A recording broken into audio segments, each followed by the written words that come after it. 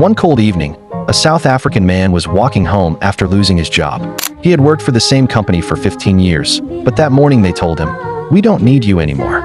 With no savings and a sick mother waiting at home, he felt as if the ground had disappeared beneath his feet. On his way back, he passed a small neighborhood bakery. The smell of fresh bread filled the air, and his stomach growled. He hadn't eaten all day.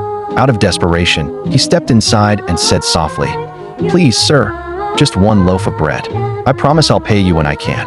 The baker frowned. "Go work for your food, beggar. Get out of here." Humiliated, he walked out and sat on a bench nearby, tears rolling down his face. He whispered, "God, I've lost my job and my dignity. Do you still see me?" Just then, a little girl tugged at his sleeve. Her clothes were worn, and her hands were trembling. "Mister," she said, "my baby brother is hungry. Do you have anything you can share?" He reached into his pocket and felt the only coin he had left in the world. It wasn't enough to buy a full meal, not even for himself. But without hesitation, he placed it in her hand.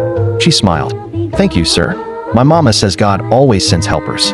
He watched as she ran toward a nearby shop. A few minutes later, she returned, not alone, but with an elderly woman.